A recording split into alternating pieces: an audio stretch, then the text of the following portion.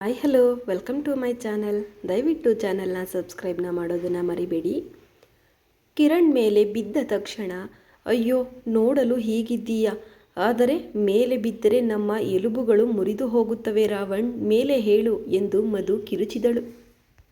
ಪರವಾಗಿಲ್ಲ ಇರಲಿ ಬಿಡು ರ್ಯಾಬಿಟ್, ಹೀಗಿದ್ದರೆ ತುಂಬ ಚೆನ್ನಾಗಿದೆ. ಎಷ್ಟು ಮೆತ್ತಗಿದೆ ಗೊತ್ತಾ, ಯಾವ ಹಾಸಿಗೆಯ ಮೇಲೆ ಮಲಗಿದರೆ ಇಷ್ಟು ಆರಾಮವಾಗಿ ಇರುತ್ತೆ ಹೇಳು ಎಂದು ಕಿರಣ್ ನಗುತ್ತಾ ಹೇಳ್ತಾನೆ. ಅನಾವಶ್ಯಕವಾಗಿ ಹುಟ್ಟುಹಬ್ಬದ ದಿನ ನನ್ನಿಂದ ಬೈಗುಳ ತಿನ್ಬೇಡ ಎಂದು ಮಧು ಕೋಪದಿಂದ ಕಣ್ಣು ತಿರುಗಿಸುತ್ತಾ ಹೇಳ್ತಾಳೆ. ಆಹಾ, ನೀನು ಬೈಯುವ ಬೈಗುಳ ಕೂಡ ಪಾಪ್ ಮ್ಯೂಸಿಕ್ ತರಹ ಇರುತ್ತೆ ಗೊತ್ತಾ. ಅಸಲು ನೀನು ಬೈಯುತ್ತಿದ್ದೀಯೋ ಅಥವಾ ಮುದ್ದು ಮಾಡುತ್ತಿದ್ದೀಯೋ ಅಂತ ಅರ್ಥನೇ ಆಗಲ್ಲ ಎಂದು ಕಿರಣ್ ನಗುತ್ತಾ ಹೇಳಿದನು. ಆ ಮಾತು ಕೇಳಿದ ತಕ್ಷಣ ಕಿರಣ್ಣನ್ನು ಪಕ್ಕಕ್ಕೆ ತಳ್ಳಿ ಮೇಲೆ ಹೇಳಲು ಹೋಗಿ ಬ್ಯಾಲೆನ್ಸ್ ತಪ್ಪಿ ಮತ್ತೆ ಕಿರಣ್ ಮೇಲೆ ಬಿದ್ದಳು. ಕಿರಣ್ ಏನು ಮಾತನಾಡದೆ ನಗುತ್ತಾ ಹಾಗೆಯೇ ನೋಡುತ್ತಿದ್ದನು. ಕಿರಣ್ ಎತ್ತ ನೋಡುತ್ತಿದ್ದಾನೆ ಎಂದು ಗಮನಿಸಿದ ಮಧು ಟಪ್ ಟಪ್ ಎಂದು ಕಿರಣ್ಗೆ 2 ಏಟು ಕೊಟ್ಟು ಛೀ ನೀನು ಬದಲಾಗಲ್ಲ ಎಂದು ಮೇಲೆದ್ದು ಕೆಳಗೆ ಬಿದ್ದಿದ್ದ ವೇಲನ್ನು ಎಳೆದುಕೊಂಡು ಅಲ್ಲಿಂದ ಓಡಿ ಹೋದಳು. ನಾನೇನು ನೋಡಲೇ ಇಲ್ಲವೇ ಎಂದು ಕಿರಣ್ ಅರಚುತ್ತಿದ್ದರೂ ಕೇಳಿಸಿಕೊಳ್ಳದೆ ಹೋಗುತ್ತಿದ್ದ ಮಧುವನ್ನು ನೋಡಿ ನಗುತ್ತಾ ಈಡಿಯಟ್ ಎಂದು ಸ್ಥಾನಕ್ಕೆ ಹೋಗ್ತಾನೆ. ಓಡಿ ಹೋಗಿ ಗೋಡೆಯ ಮರೆಗೆ ನಿಂತು ಎದೆ ವೇಗವಾಗಿ ಹೊಡೆದುಕೊಳ್ತಾ ಇರುತ್ತೆ.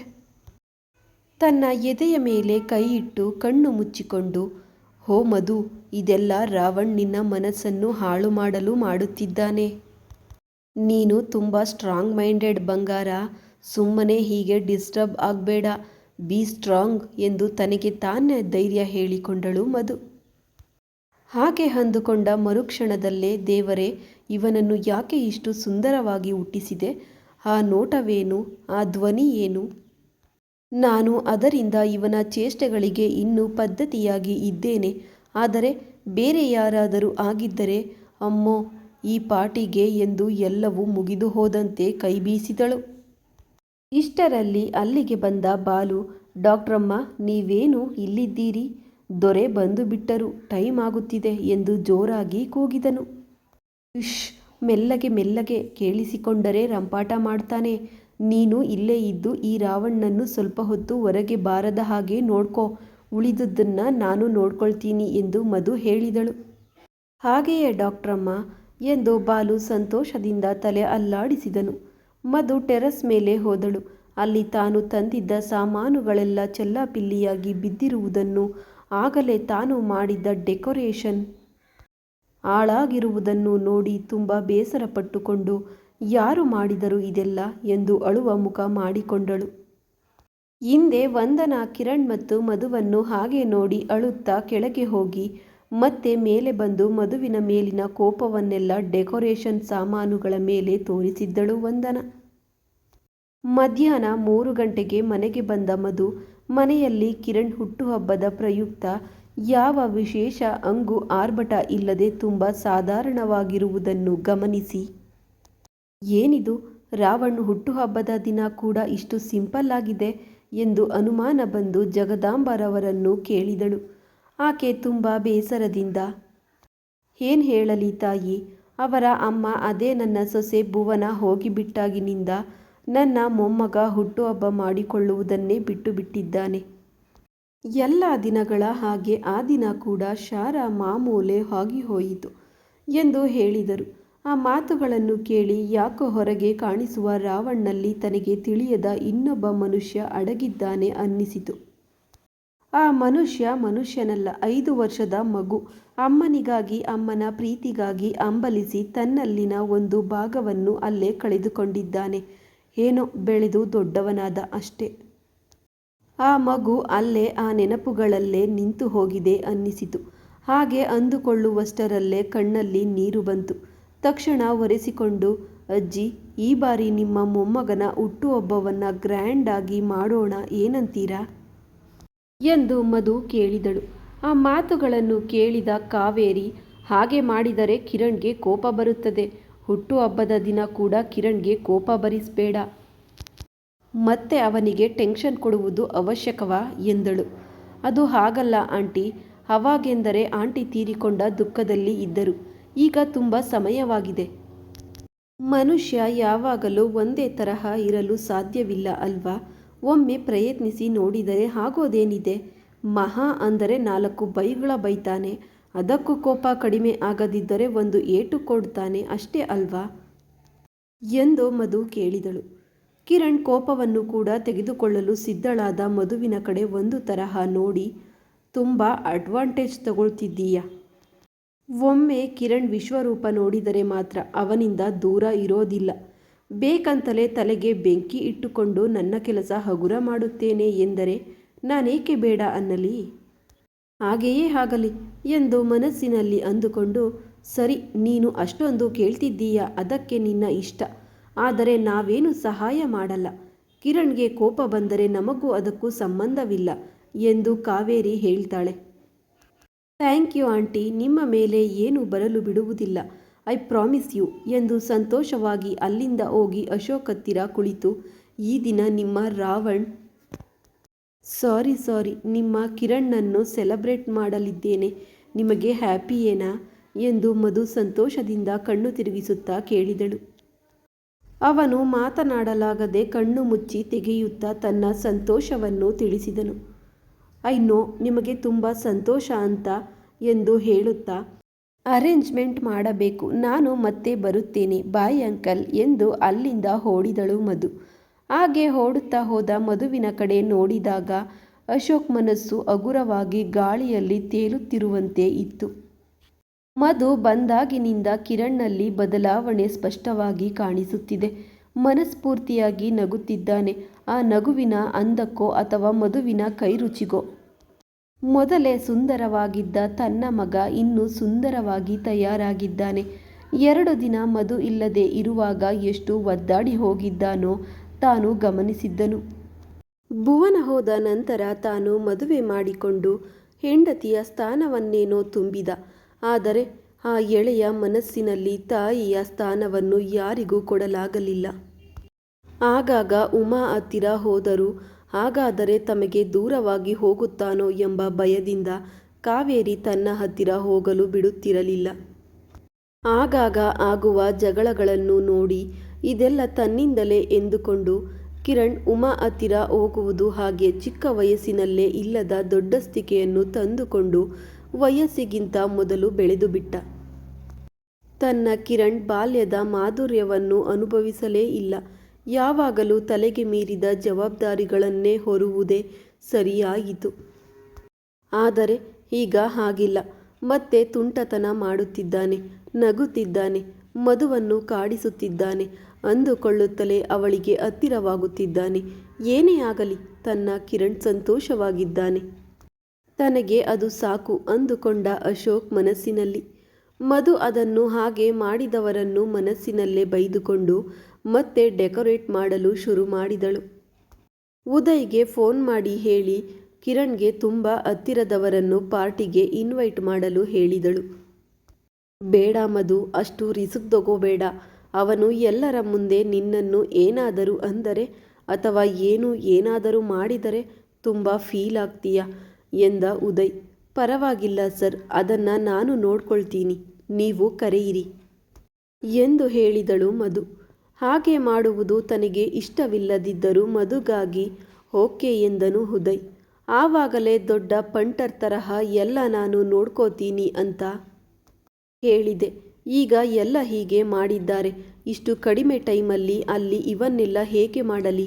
ಇದೇ ಹೀಗೆ ಮಾಡಿದ್ದಾರೆ ಅಂದರೆ ಊಟ ಎಂದು ನೆನಪಾಗುತ್ತಲೇ ಅಮ್ಮೋ ಎಂದು ಓಡುತ್ತಾ ಕೆಳಗೆ ಹೋಗುತ್ತಿದ್ದ ಮಧುವನ್ನು ನೋಡಿ ಹಿಡಿದುಕೊಂಡು, ಎಲ್ಲಿಗೆ ರ್ಯಾಬಿಟ್, ಹಾಗೆ ನುಗ್ಗಿ ಹೋಗುತ್ತಿದ್ದೀಯಾ ಎಂದು ಕೇಳಿದನು ಕಿರಣ್. ಕಿರಣ್ ಹಿಡಿಯುತ್ತಲೇ ಅಸಹಾಯದಿಂದ ಉಸಿರಾಡುತ್ತಾ, ಇನ್ನೆಲ್ಲಿಗೆ, ಕಿಚನ್ ಒಳಗೆ. ಇನ್ನೇನು ಮತ್ತೆ ಫ್ಯಾಷನ್ ಶೋ ಸ್ಟಾರ್ಟ್ ಮಾಡಿದ್ದೀಯಾ ಎಂದು ಶರ್ಟ್ ಇಲ್ಲದೆ ತಿರುಗುತ್ತಿದ್ದ ಕಿರಣ್ಣನ್ನು ನೋಡಿ ಕೇಳಿದಳು ಮಧು. 2 ದಿನ ನನ್ನ ಹತ್ತಿರ ಇಲ್ಲದೆ ಇರುವಾಗ ನಿನಗೆ ಮೈಂಡ್ ಹೋಗಿದೆ ಅಲ್ವಾ? ಬಟ್ಟೆ ತೆಗೆಯೋಕೆ ಹೇಳಿದರೆ ಸೂಟ್ ತೆಗೆದು ಇಟ್ಟಿದ್ದೀಯಲ್ಲೇ? ಈ ಮಧ್ಯರಾತ್ರಿ ಹೊತ್ತು ಸೂಟ್ ಹಾಕಿಕೊಂಡು ಮಲಗ್ತಾರಾ ಎಂದು ವ್ಯಂಗ್ಯವಾಗಿ ಹೇಳುತ್ತಾ, ಓಹೋ, ನಾನು ಸೂಟ್ನಲ್ಲಿ ಇದ್ದರೆ ಅಷ್ಟು ಇಷ್ಟ ಆಗ್ತೀನಾ? ಮನೆಯಲ್ಲಿ ಕೂಡ ಸೂಟ್ನಲ್ಲೇ ಇರಲಿ ಎಂದು ಹೀಗೆ ಮಾಡ್ತಿದ್ದೀಯಾ ಎಂದು ಕೇಳಿದನು ಕಿರಣ್. ಆಸೆಗೂ ಒಂದು ಮಿತಿ ಇರಬೇಕು. ನಾನು ನಿನ್ನನ್ನು ನೋಡೋದು ಆಗಲೇ ತಿಂದ ಕೇಕ್ ಸ್ವಲ್ಪ ತೊಂದರೆ ಕೊಟ್ಟ ಹಾಗಿದೆ. ಹೋಗಿ ಸ್ವಲ್ಪ ಹೊತ್ತು ಮಲ್ಕೊ, ನಾನು ಹೋಗಿ ಕೆಲಸ ಮುಗಿಸಿಕೊಂಡು ಬಂದು ಎಬ್ಬಿಸುತ್ತೇನೆ ಎಂದಳು ಮಧು ಕಿರಣ್ ಕಡೆ ನೋಡಿ ಮಾತನಾಡುತ್ತಾ. ಏನೇ ಮಲಗೋದು, ಇಷ್ಟು ಕೇಕ್ ತುಂಡು ಇಟ್ಟು ನನ್ನ ಮಲಗಿಸ್ತೀಯಾ? ನನಗೆ ಊಟ ಕೂಡ ಹಾಕಲ್ವಾ ಎಂದನು ಕಿರಣ್. ಅರೆ, ಹಾಗೆ ಏಕೆ ಮಲಗಿಸುತ್ತೇನೆ, ನಾನು ಎಬ್ಬಿಸುತ್ತೇನೆ ಅಂದೆ ಅಲ್ವಾ ಎಂದು ಹೇಳುತ್ತಾ, ಈಗ ಸೂಟ್ ಹಾಕಿಕೊಳ್ಳಲ್ಲ ಅಷ್ಟೇ ತಾನೇ, ಹಾಗಾದರೆ ಏನು ಹಾಕ್ಕೊಳ್ತೀಯೋ ಎಂದು ಪಕ್ಕಕ್ಕೆ ತಿರುಗಿ ನಾಲುಗೆ ಚಾಚಿ ಕಣ್ಣು ಮುಚ್ಚಿಕೊಂಡಳು ಮಧು. ನಿನಗೇನಾದರೂ ಹುಚ್ಚ, ನೈಟ್ ಏನು ಹಾಕ್ಕೊಳ್ತಾರೆ ಎಂದು ಕೇಳಿ ಒಂದ್ಸಲ ಈ ಕಡೆ ತಿರುಗು, ಬಾಡಿ ಲ್ಯಾಂಗ್ವೇಜ್ ಏನು ಎಂದು ಕಿರಣ್ ಹೇಳಿದ ತಕ್ಷಣ ಮಧು ಕಬೋರ್ಡ್ಗೆ ತಲೆ ಚೆಚ್ಚಿಕೊಂಡು ಮತ್ತೆ ನಾರ್ಮಲ್ ಆಗಿ ಮುಖ ಇಟ್ಟುಕೊಂಡು ಕಿರಣ್ ಕಡೆ ನೋಡಿದಳು. ಮಧುವನ್ನು ಕೆಳಗಿನಿಂದ ಮೇಲಕ್ಕೆ ಸ್ಕ್ಯಾನ್ ಮಾಡಿ, ಏನು ಮಾಡ್ತಿದ್ದೀಯಾ ರ್ಯಾಬಿಟ್ ಎಂದು ಕೇಳಿದನು. ಅಡುಗೆ ಮಾಡ್ತಾ ಇದ್ದೀನಿ ಎಂದಳು ಮಧು. ಅದು ಮಾಡ್ತೀಯ ಸರಿ, ಇನ್ನೂ ಏನೋ ಮಾಡುತ್ತಿರುವ ಹಾಗಿದೆ ಎಂದ ಕಿರಣ್. ಹೀಗೆ ನನ್ನನ್ನು ಅನುಮಾನಿಸಿದರೆ ನನಗೆ ಕೋಪ ಬರುತ್ತದೆ ಎಂದಳು ಮಧು. ಕೋಪ ಬಂದರೆ ಏನು ಮಾಡ್ತೀಯೇ? ಏನು ಮಾಡೋಕ್ಕಾಗಲ್ಲ, ಹಗಲು ಆದಮೇಲೆ ರಾತ್ರಿ ಬರುವ ಹಾಗೆ ತಿರುಗಿ ನೀನು ನನ್ನ ಹತ್ತಿರಕ್ಕೆ ಬರಲೇಬೇಕು. ಸೊ ಈ ಬೆದರಿಕೆಗಳು ನಮ್ಮ ಹತ್ತಿರ ಬೇಡ, ಏನು ಅರ್ಥ ಆಯ್ತಾ ಎಂದು ಕೇಳಿದನು ಕಿರಣ್. ಅಂದುಕೊಂಡೆ ನಾನು ವಾಪಸ್ ಬಂದರೆ ನಿನಗೆ ಹೀಗೆ ಕೊಬ್ಬು ಬರುತ್ತದೆ ಅಂತ. ನಾನು ಮೊದಲೇ ಅಂದುಕೊಂಡಿದ್ದೆ. ಏನು ಮಾಡೋದು, ಒಪ್ಪಿಕೊಂಡ ಮದುವೆಗೆ ಬಾರಿಸೋದು ತಪ್ಪುತ್ತಾ ಅಂತ. ನಿನ್ನ ಮಾತು ಕೇಳೋದು ಕೂಡ ನನಗೆ ತಪ್ಪಲ್ಲ ಅಂತ ಅರ್ಥವಾಯಿತು. ಆಗಲಿ ಬಿಡು, ನಿನಗೆ ಹಾಗೆ ಬರೆದಿದೆ ಎಂದು ಮನಸ್ಸಿನಲ್ಲಿ ಅಂದುಕೊಂಡಳು. ಈಗ ನನ್ನನ್ನು ಹೋಗಿ ಅಡುಗೆ ಮಾಡಲು ಬಿಡುತ್ತೀಯಾ, ಇಲ್ಲೇ ನಿಂತುಕೊಳ್ಳಬೇಕಾ ಎಂದು ಕೇಳಿದಳು ಕಿರಣ್ ಕಡೆ ನೋಡಿ. ನನ್ನ ಡ್ರೆಸ್ ಕೊಟ್ಟು ಹೋಗಿ ಸಾಯಿ ಎಂದ ಕಿರಣ್. ಮತ್ತೆ ಕಬೋರ್ಡ್ ತೆಗೆದು ಯಾವುದಾದರೇನಂತೆ ಹೊಸದು ಹಾಕಿಕೊಳ್ಳಬೇಕು ಅಷ್ಟೇ ತಾನೇ, ನೈಟ್ ಡ್ರೆಸ್ ಅಂದರೆ ಏನಂತೆ ಎಂದು ಹೊಸದು ಓಪನ್ ಮಾಡಿದಿರುವುದನ್ನು ತೆಗೆದುಕೊಟ್ಟು, 2 ದಿನ ಇಲ್ಲದೆ ಇರುವಾಗ ಎಲ್ಲ ಎಳೆದು ಬಿಸಾಕಿದ್ದೀಯಲ್ಲ, ಇವನ್ನೆಲ್ಲ ಈಗ ಯಾವನು ಸರಿ ಮಾಡುತ್ತಾನೆ, ನಿನ್ನ ತಾತ ಎನ್ನಲು ಹೋಗಿ ಕಿರಣ್ಣನ್ನು ನೋಡಿ ನಿಲ್ಲಿಸಿದಳು. ಕಿರಣ್ ಮಧುವಿನ ಹತ್ತಿರ ಬರುವಷ್ಟರಲ್ಲಿ ಮಧು ಕಬೋರ್ಡ್ಗೆ ಹೊರಗೆ ನಿಂತುಕೊಂಡಳು. ಈಗ ಏನು ಅಂದೆಯೋ ಇನ್ನೊಮ್ಮೆ ಅನ್ನು ಎಂದ ಕಿರಣ್ ಮಧುವನ್ನು ಕದಲದಂತೆ ಕೈ ಹಾಕಿ. ನೀನು ದೂರ ಇರು, ಮತ್ತೆ ಎಲ್ಲಾದರೂ ಹಿಡಿದುಕೊಂಡೆ ಅಂದರೆ ಚೆನ್ನಾಗಿರಲ್ಲ ಎಂದಳು ಮಧು ಕೋಪವಾಗಿ. ಆವಾಗಲೇ ಹೇಳಿದ್ದನ್ನು ಮತ್ತೆ ಹೇಳೆ ಎಂದ ಕಿರಣ್ ಒಂದು ಕಡೆ ಕೈ ತೆಗೆಯುತ್ತಾ. ಆ ಕೈ ಎಲ್ಲಿಗೆ ಬರುತ್ತದೆಯೋ ಮಧುವಿನ ಚೆನ್ನಾಗಿ ತಿಳಿದು ಮೊದಲೇ ಹಿಡಿದುಕೊಂಡು, ಕೈ ಎಲ್ಲಿಗೆ ಬರ್ತಿದೆ ಎಂದು ಕೇಳಿದಳು. ನಾನು ಕೇಳಿದ್ದೇನು, ನೀನು ಹೇಳುತ್ತಿರುವುದೇನು ಎಂದ ಕಿರಣ್. ನೀನು ಮಾಡುವುದನ್ನೇ ನಾನು ಕೇಳುತ್ತಿದ್ದೇನೆ ಎನ್ನುತ್ತಾ ಕೈಯನ್ನು ದೂರ ಇರಿಸಿದಳು. ಈ ಕೈ ಹಿಡಿಯುವ ಟೆನ್ಷನ್ನಲ್ಲಿ 2ನೇ ಕೈ ಚಲಿಸುತ್ತಿರುವ ವಿಷಯ ಗಮನಿಸುವುದನ್ನು ಮರೆತಳು ಮಧು. ಆ ಕೈ ಬಂದು ತನ್ನ ಕೆಲಸ ತಾನು ಮಾಡುವಷ್ಟರಲ್ಲಿ ರಾವಣ್ ಎಂದು ದೂರ ತಳ್ಳಲು ಹೋದಳು ಮಧು ತಳ್ಳಿದರೂ ಇಂಚು ಕೂಡ ಕದಲಲಿಲ್ಲ ಕಿರಣ್. ಮನುಷ್ಯನಿಗೆ 2 ಕೈ ಇರುತ್ತವೆ ಎಂದು ಮರೆತೆಯೇ ಪೆದ್ದು ಮುಂಡೆದೆ. ಒಂದು ಕೈ ಹಿಡಿದುಕೊಂಡು ಅತ್ತೆ ನೋಡುತ್ತಾ ಕೂತರೆ 2ನೇ ಕೈ ಸುಮ್ಮನಿರುತ್ತಾ ಎಂದ ಕಿರಣ್. ನನಗೆ ಏನಾದರೂ ತಿಕ್ಕಲು ಎದ್ದಿತು ಅಂದುಕೋ, ಈ ಕೈ ಮುರಿದು ಈ ಕೈಯಲ್ಲಿ ಇಡ್ತೀನಿ ಎಂದು ತಲೆ ತಿರುಗಿಸಿ ತೋರಿಸಿದಳು ಮಧು. ಇಡೆ, ನಿನಗೆ ಧೈರ್ಯ ಇದ್ದರೆ ಹಿಡು ಎಂದ ಕಿರಣ್ ಮಧುವನ್ನು ಕೆಣಕುತ್ತ. ಈ ದಿನ ಹುಟ್ಟುಹಬ್ಬ ಎಂದು ಬಿಡುತ್ತಿದ್ದೇನೆ, ಇನ್ನೊಂದು ಸಲ ಅಲ್ಲಿ ಹಿಡಿದುಕೊಂಡರೆ ಹೇಳಲ್ಲ, ಮಾಡಿ ತೋರಿಸ್ತೀನಿ ಎಂದಳು ಕೋಪವಾಗಿ. ಆವಾಗಲೋ ಯಾವಾಗಲೋ ಯಾಕೆ, ಈಗಲೇ ಹಿಡಿದುಕೊಂಡೆ, ಮುರಿದು ಹಾಕು ಎನ್ನುತ್ತಾ ಮಧುವಿನ ಸೊಂಟದ ಮೇಲೆ ಕೈ ಹಾಕಿ ಹತ್ತಿರಕ್ಕೆ ಎಳೆದುಕೊಂಡನು ಕಿರಣ್. ಏನೋ ರಾವಣ್, ಊರಿಗೆ ಹೋದಾಗಿನಿಂದ ಹೀಗೆ ತಯಾರಾಗಿದ್ದೀಯಾ ಎಂದು ಕೇಳಿದಳು. ಮತ್ತೆ ಆವಾಗಲೇ ಕಣೆ ಗೊತ್ತಾಗಿದ್ದು, ನಾನೆಂದರೆ ಅಬ್ಬೋ ನಿನಗೆ ಎಲ್ಲಿಲ್ಲದ ಇದು ಎಂದು ಎನ್ನುತ್ತಾ ಮಧುವಿನ ಕಡೆ ನೋಡಿ ನಗುತ್ತಾ ಕಣ್ಣು ಹೊಡೆದ ಕಿರಣ್. ಚೀಚಿ, ನಾನೇನು ಹಾಗೆ ಅಂದುಕೊಂಡಿಲ್ಲ ಎಂದಳು ಮಧು.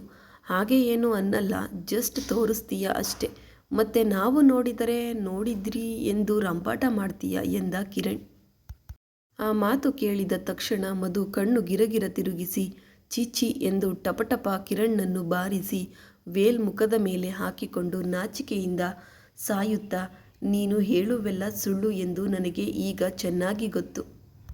ನಾನು ಹಾಗೆ ಸತ್ತರೂ ಮಾಡಲ್ಲ ಎಂದು ಕಿರಣ್ಣನ್ನು ತಳ್ಳಿ ಓಡುತ್ತಾ, ಈ ದಿನ ನಾನು ಏನು ಮಾಡಿ ಸತ್ತೇನೋ ಏನೋ, ಇವನು ನನ್ನನ್ನು ಚೆನ್ನಾಗಿ ಆಟ ಆಡಿಸ್ತಿದ್ದಾನೆ ಅಂದುಕೊಂಡು ನಿಜವಾಗಲೂ ಹಾಗೆ ಮಾಡಿದ್ದೇನಾ ಎಂದು ಯೋಚಿಸುತ್ತಾ ಹಾಲ್ನಲ್ಲಿ ನಿಂತು ಕೈಯಿಂದ ತಲೆ ಹಿಡಿದುಕೊಂಡ ಮಧುವನ್ನು ನೋಡಿ, ಮನೆಗೆ ಬಾ ಎಂದು ಕೇಳಿದರೆ ಜಾಬ್ ಹುಡುಕುತ್ತಾ ಸೀನ್ ಕ್ರಿಯೇಟ್ ಮಾಡ್ತೀಯೇನೆ ರ್ಯಾಬಿಟ್.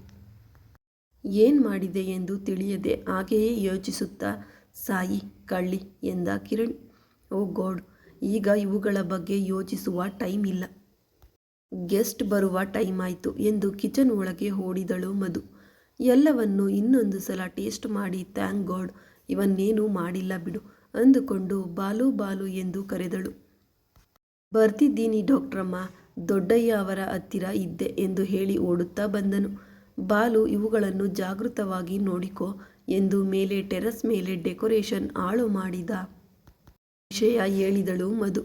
ಅಷ್ಟು ಕೆಲಸ ಮಾಡಿದ್ದೀರಾ ಹೊಟ್ಟೆ ಕಿಚ್ಚಿನ ಜನ, ನೀವು ಹಿಂದೆ ಸರಿಸಬೇಡಿ ಡಾಕ್ಟ್ರಮ್ಮ. ಕಿರಣಣ್ಣ ಬರ್ತ್ಡೇನ ಗ್ರ್ಯಾಂಡಾಗಿ ಮಾಡಿ ಅವರ ಮುಖದ ಮೇಲೆ ಚೆಳ್ ಅಂತ ಹೊಡೆದ ಹಾಗೆ ಅನ್ನಿಸಬೇಕು ಅಷ್ಟೇ ಎಂದ ಬಾಲು. ಓಕೆ ಬಾಲು ಎಂದು ಹೊರಗೆ ಬಂದ ಮಧುವಿಗೆ ಆಗಲೇ ಮನೆಗೆ ಬಂದ ಕಾವ್ಯ ಎದುರಾದಳು. ಟೈಮ್ ನೋಡಿ ಈ ಟೈಮ್ವರೆಗೂ ಏನು ಎಂದು ಕೇಳಿದಳು ಮಧು. ಅದು ಕೇಳಲು ನೀನು ಯಾರೇ, ಕೇರ್ ಟೇಕರ್ ಥರ ಇರು, ಮನೆಯ ಒಡತಿಯಾಗಲು ಟ್ರೈ ಮಾಡಬೇಡ ಎಂದಳು ಕಾವ್ಯ ಕೋಪವಾಗಿ. ಆಗಲೇ ಕೆಳಗೆ ಬರುತ್ತಿದ್ದ ಕಿರಣ್, ಅದೇ ಮಾತು ನಾನು ಕೇಳುತ್ತಿದ್ದೀನಿ, ಉತ್ತರ ಹೇಳು ಎಂದ ಕಾವ್ಯಾಳ ಕಡೆ ನೇರವಾಗಿ ನೋಡುತ್ತಾ. ಆಗಲೇ ಕಿರಣ್ ಬರುತ್ತಾನೆ ಎಂದು ಮಧು ಅಸಲು ಎಕ್ಸ್ಪೆಕ್ಟ್ ಮಾಡಿರಲಿಲ್ಲ. ದೇವರೇ, ನನ್ನ ಬಾಯಿ ಸುಮ್ಮನಿರಲ್ಲ, ಈ ಹುಡುಗಿಯನ್ನು ಯಾಕೆ ಕೆಣಕಿದೆ, ಪ್ಲೀಸ್ ಗಾಡ್ ದೊಡ್ಡ ಇಶ್ಯೂ ಆಗದ ಹಾಗೆ ನೋಡ್ಕೊ ಎಂದು ದೇವರನ್ನು ನೆನೆಸಿಕೊಂಡಳು. ನಿನ್ನ ಬರ್ತ್ಡೇ ಗಿಫ್ಟ್ ಕೊಳ್ಳಲು ಶಾಪಿಂಗ್ ಮಾಡುವಾಗ ಲೇಟ್ ಆಯಿತು ಅಣ್ಣಯ್ಯ, ಹ್ಯಾಪಿ ಬರ್ತ್ಡೇ ಎನ್ನುತ್ತಾ ಗಿಫ್ಟ್ ಬಾಕ್ಸ್ ಕೊಟ್ಟಳು ಕಾವ್ಯ. ಕಿರಣ್ ಅದನ್ನು ತೆಗೆದುಕೊಂಡು ಥ್ಯಾಂಕ್ಸ್ ಹೇಳಿ, ಇಂತಹ ಶಾಪಿಂಗ್ಸ್ ಏನಾದರೂ ಇದ್ದರೆ ಹಗಲು ಇಟ್ಟುಕೋ, ಸಾಯಂಕಾಲ ಬೇಗ ಮನೆಗೆ ಬಂದು ಬಿಡು ಎಂದು ಹೇಳಿದನು. ಓಕೆ ಅಣ್ಣಯ್ಯ ಎಂದಳು ಕಾವ್ಯ. ಹೋಗಿ ಫ್ರೆಶ್ ಆಗು ಎಂದು ಕಿರಣ್ ಹೇಳಿದ ತಕ್ಷಣ ಮೇಲೆ ಹೋಗುತ್ತಾ, ಥ್ಯಾಂಕ್ ಗಾಡ್ ಮಮ್ಮಿ ಫೋನ್ ಮಾಡಿ ಹೇಳಿ ಬದುಕಿಸಿದರು, ಇಲ್ಲದಿದ್ದರೆ ಈ ದಿನ ಮುಗಿದೇ ಹೋಗುತ್ತಿದ್ದೆ. ಅಸಲಿಗೆ ಕಾರಿನಲ್ಲಿ ಇದು ಹೇಗೆ ಬಂತು ಎಂದು ಎಲ್ಲಿ ಕೇಳುತ್ತಾನೋ ಎಂದು ಈಗಲೇ ಟೆನ್ಷನ್ನಿಂದ ಸಾಯುತ್ತಿದ್ದೀನಿ, ಈಗ ಮತ್ತೆ ಸಿಕ್ಕಿಬಿದ್ದರೆ ಅಷ್ಟೇ ಅಂದುಕೊಂಡಳು ಕಾವ್ಯ ಮನಸ್ಸಿನಲ್ಲಿ.